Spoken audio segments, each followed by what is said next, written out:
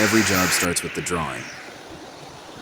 This is where dimensions, radius, and clamp accessories are defined.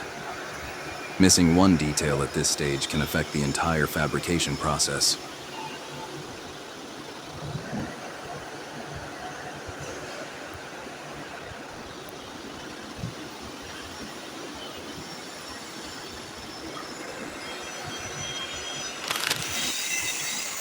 After reviewing the drawing, fabrication begins with plate rolling.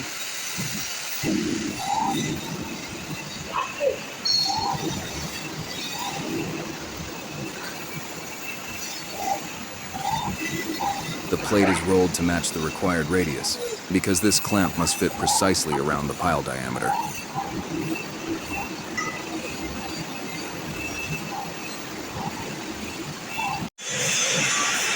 After rolling, the plate turns out to be longer than required, so trimming is necessary.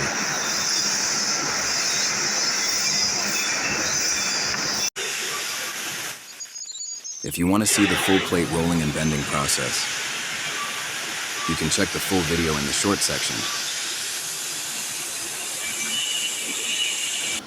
We return to the drawing to confirm the final shape, dimensions, and all clamp accessories such as stiffeners and brackets. The fitter begins the clamp fit-up process, assembling the main structure and installing the accessories. At this stage, alignment and symmetry are critical before moving into welding. Here is a close look at the sun clamp structure before the next fabrication stage.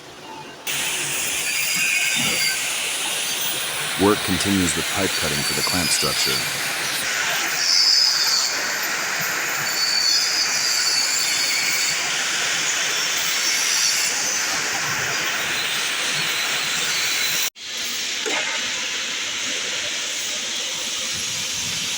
All components are checked to ensure proper position and strength.